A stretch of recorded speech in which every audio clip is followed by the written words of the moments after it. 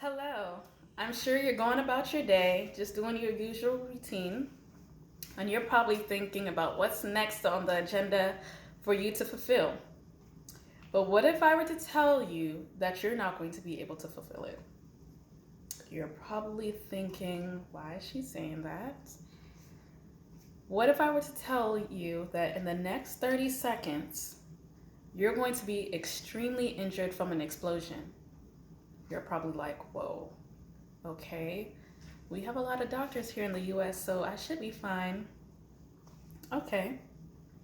But what if I were to tell you that you no longer have the luxury of those doctors anymore?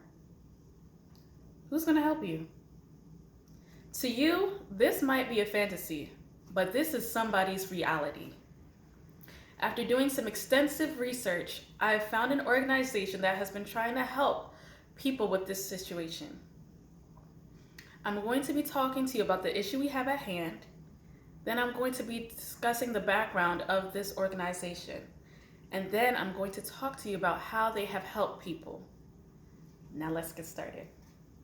So the problem we have is there are many issues with catastrophe, natural disasters, starvation, malaria, rape victims, people with HIV all over the world. I'm going to be explaining some facts to you. So in the last 10 years, there has been 760 people killed from natural disasters. 2 million people have been injured. Then the death rates will continue to increase as the climate changes. There have been 821 million people who suffer chronically from hunger. So now that you see the devastating effects that these humanitarian issues, let's find out the organization that's trying to help. The organization trying to help is Doctors Without Borders. We have Doctors Without Borders USA, which was founded in 1990 in New York. And it was founded to raise funds, find recruits, and advocate with United Nations on these humanitarian issues. We also have Doctors Without Borders International, also called Médecins Sans Frontières, MSF. The international organization has aided with 60 countries with violence, malnutrition, rape victims, catastrophe issues, epidemics, and exclusion of health care, and many other things. In 2018, Doctors Without Borders had about 11 million outpatient consultations, and they had 760,000 admitted patients.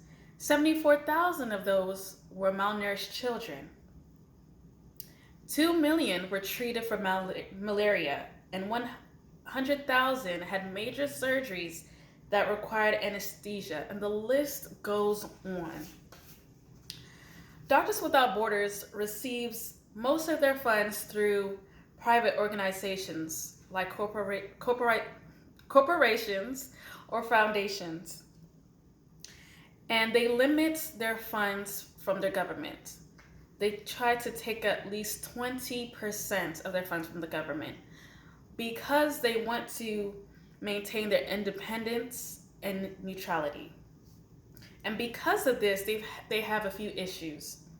They have issues sustaining their funds during uncertain economic climates, and they also have issues trying to keep necessary reserves to respond to emergencies.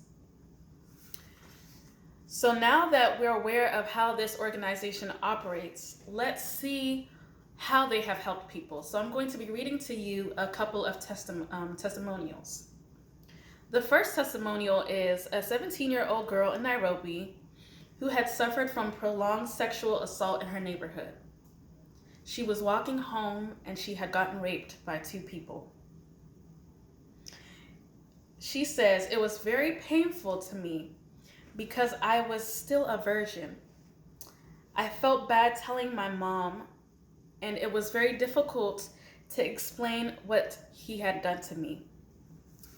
She came to find out once we visited the clinic.